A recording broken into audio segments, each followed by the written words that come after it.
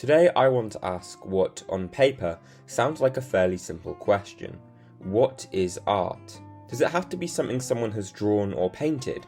Or is the medium more expansive than that? Can music be considered art? I would argue that yes, it can.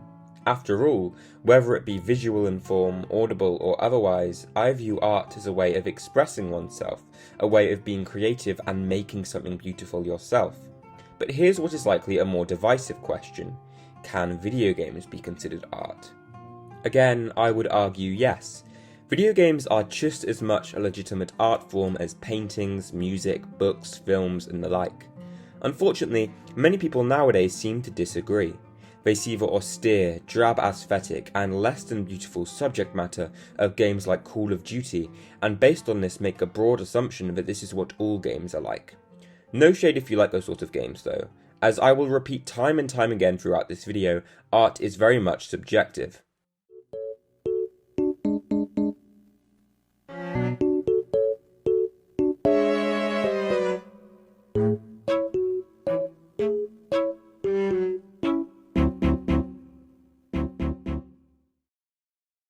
To illustrate just how beautiful and artistic video games can truly be, in today's video I want to discuss the games that exemplify this the most, and are perhaps the most outwardly obvious examples of games as an art form.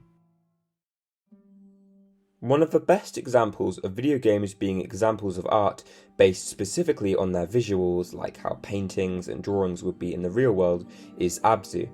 ABZU is an adventure game developed by Giant Squid Studios and was released in 2017. It is unique in its setting.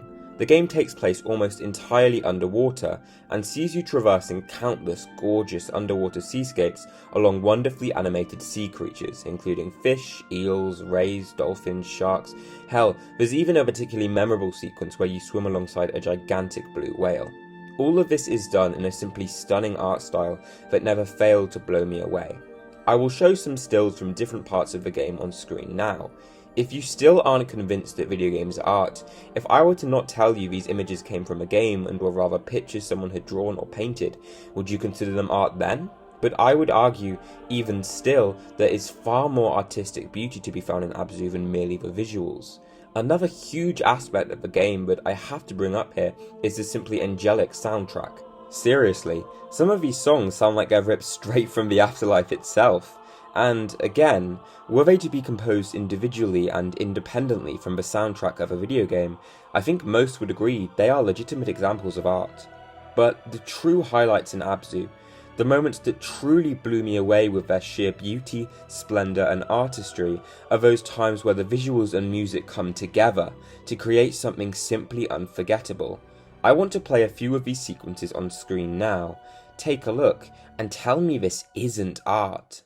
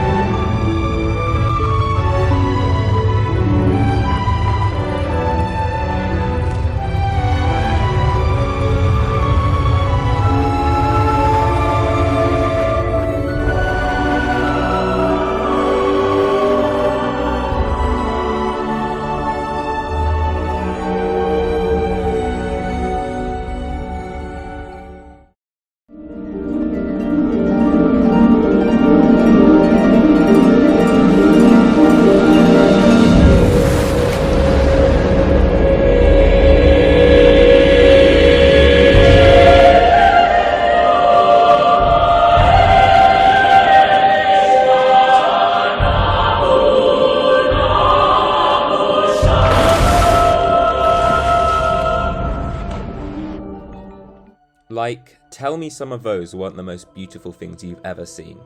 The game is incredibly short.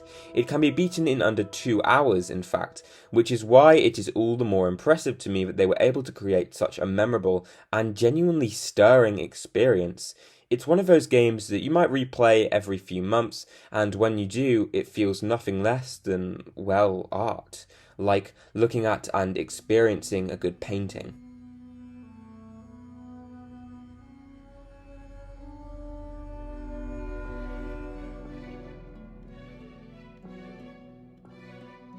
ABZU is actually a spiritual successor to another game that followed a very similar structure in terms of being a dialogueless, short, interpretive adventure which had very limited controls, Journey.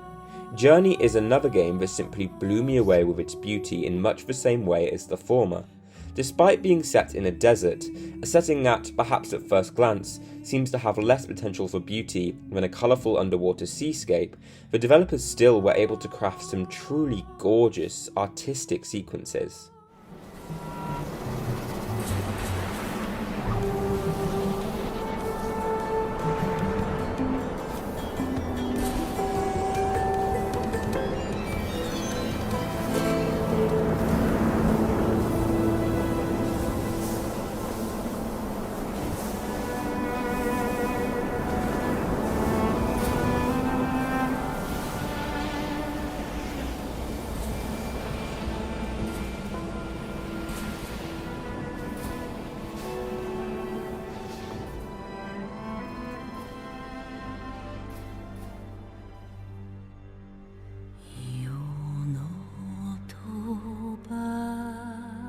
Another game that blew me away with the beauty of its visuals and solidified in my mind the capability for games to be art in a visual sense is Sucker Punch's Ghost of Tsushima, which I had the pleasure of playing earlier this year.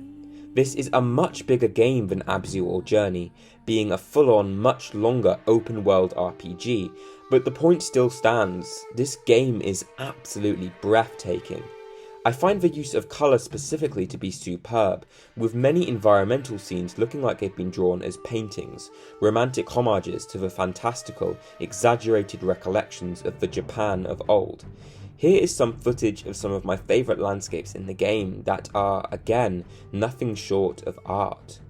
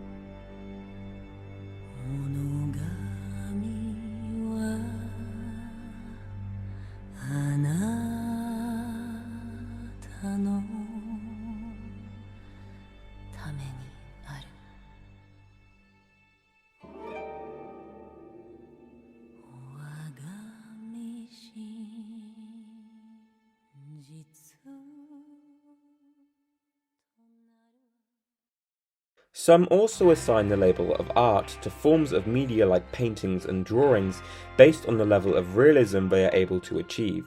We can do just the same thing with video games, and to do so is, in my mind, also just as valid. Games like Horizon Zero Dawn and specifically Red Dead Redemption 2 are able to imitate our real world so closely in their visuals and, especially in the latter, NPC behaviours that it's almost scary, but undoubtedly impressive and a genuine example of artistic expression. Get the message last time. Well, I'll be keeping an eye on you, that's for sure. What you think you're doing? Yeah, boy. Hey.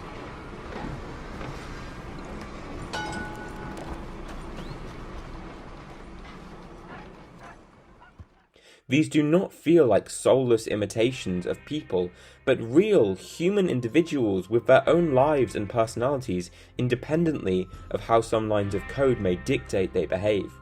Also, there are genuinely some shots in this game that, at a glance, I would believe to be genuine photographs taken of the real world. And if the game's ability to do that isn't art in its purest form, I don't know what is.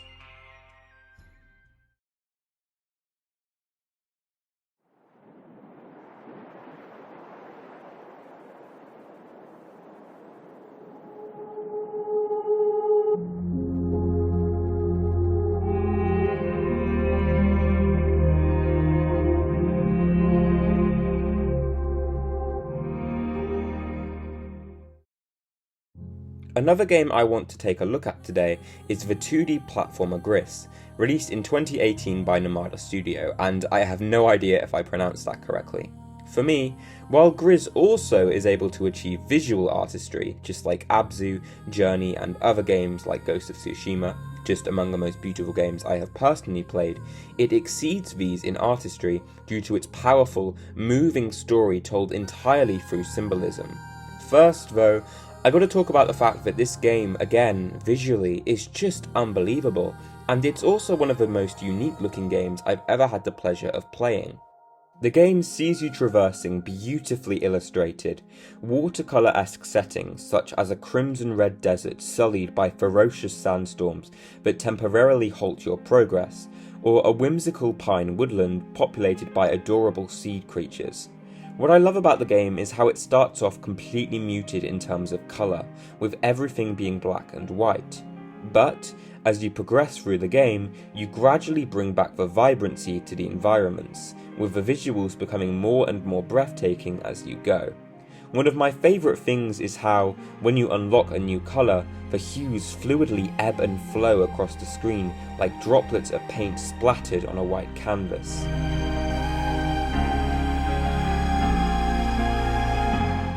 As you can see, the game's art style is incredibly unique, and I think it's absolutely stunning.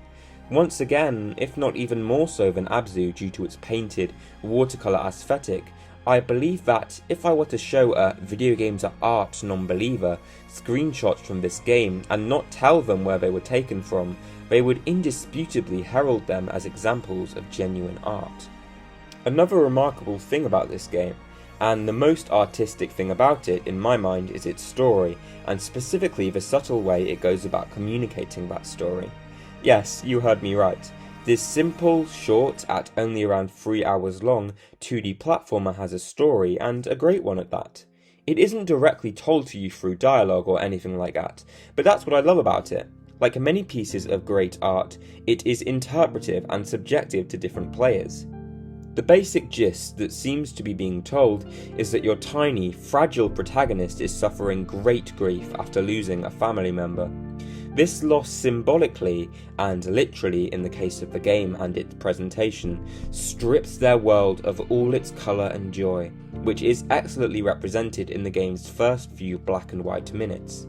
As they progress, they gradually overcome their grief and rediscover what makes life worth living, represented by every time they bring a new shade of colour back to their world.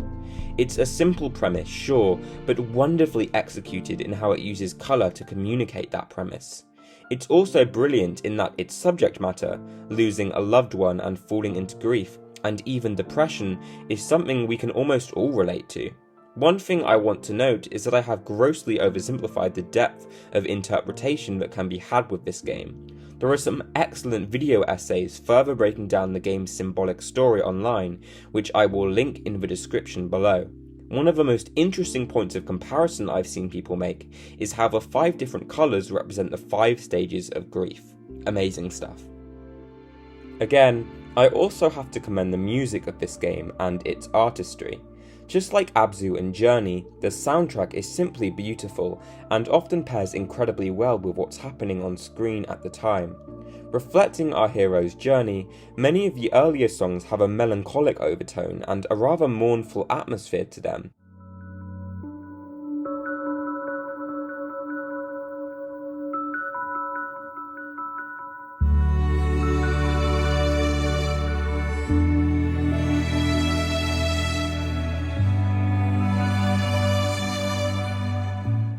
But as you progress through the game and your protagonist learns to overcome her depression and see the beauty in life once more, the music becomes far more uplifting, serene, and simply breathtaking in places. Like previously, I want to play a few different segments from the game that took my breath away the most. Like previously, tell me this isn't art.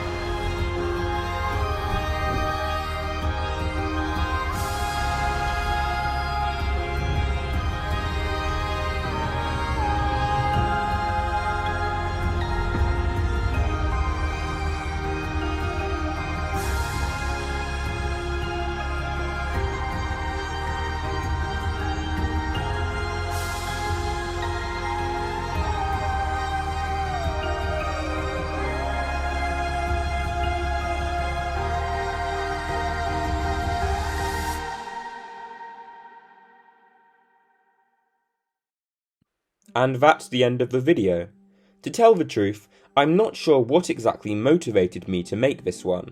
I had been planning on potentially making separate videos on Gris and ABZU/Journey for a while, but I feel like these games have already been praised to death individually, so instead I wanted to talk about how, in my eyes, they prove that video games can be art. To be able to sneak in praise for Ghost of Tsushima, Horizon Zero Dawn, and Red Dead Redemption 2 was also great. Thank you very much for watching, everyone, and I will see you all in the next one. Bye!